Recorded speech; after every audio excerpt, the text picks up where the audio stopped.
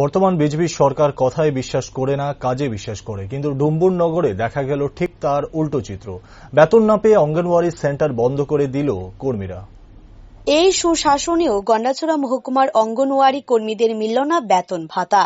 তারই প্রতিবাদে অঙ্গনওয়াড়ি কর্মী এবং সহায়িকারা সেন্টার বন্ধের পথই বেছে নিলেন কর্মীরা। সোমবার থেকে বেতন না পাওয়া পর্যন্ত সমস্ত অঙ্গনওয়াড়ি সেন্টার বন্ধ রাখার চরম সিদ্ধান্ত নেন অঙ্গনওয়াড়ি কর্মী এবং সহায়িকারা। প্রসঙ্গত, ধলাই জেলার গন্ডাছড়া মহকুমার অন্তর্গত ডুম্বুরনগর আইসিডিএস প্রজেক্টের অধীনস্থ 339টি আইসিডিএস সেন্টার রয়েছে। ওই সেন্টারগুলিতে কর্মরত অঙ্গনওয়াড়ি কর্মী সহ সহায়িকার সংখ্যা 678 জন।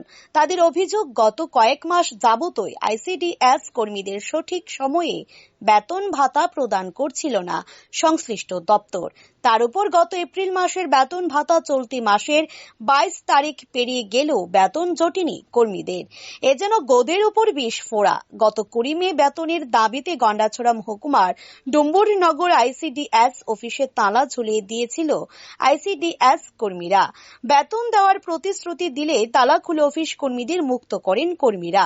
কিন্তু চলতি মাসের 22 তারিখ পার হতে চললেও বেতন মিলেনি আইসিডিএস কর্মীদের। তাই বাধ্য হয়ে সোমবার থেকে ডুম্বুরনগর আইসিডিএস প্রজেক্টের অধীনস্থ সমস্ত অঙ্গনওয়াড়ি সেন্টার বন্ধ রেখে সংশ্লিষ্ট দপ্তরকে চরম হুঁশিয়ারি দিলেন বলা যায়। বেতন না পাওয়া পর্যন্ত অঙ্গনওয়াড়ি সেন্টার বন্ধ থাকবে। আজকে স্কুলটা খুলছে, সেন্টারটা খুলছে না তারা আজকে কিলে খুলছে না, জানেননি? খুলছে না মানে তারা বলে 1 মাস 2 মাস হয়ে যেতেছে কাছাকাছি, তারা বেতন পায় না। এর লিগে বন্ধ। এটা কি সবসময় বন্ধ থাকবো কইছে তারা নাকি? যতদিন বন্ধ না থাকে ততদিন তারা, মানে যতদিন বেতন না পায় তারা অতদিন বন্ধ রাখবো।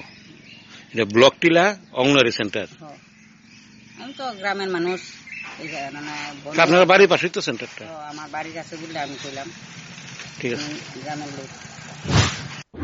গ্রামের কচিকাঁচা শিশুরাই অঙ্গনওয়াড়ি সেন্টারের মাধ্যমে সুষম আহার গ্রহণ করে থাকে।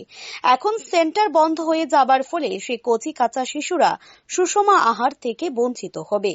এখন দেখার সমাজ কল্যাণ সমাজ শিক্ষা দপ্তরের পরিস্থিতিতে কি ধরনের পদক্ষেপ গ্রহণ করে। অপরদিকে ঘটনা সম্পর্কে জানতে আইসিডিএস অফিসে গেলে দেখা যায় অফিস ফাঁকা, কাউকেই পাওয়া যায়নি অফিসে। এ হলো অফিসের কর্মসংস্কৃতি। Bureau report, rising Tripura.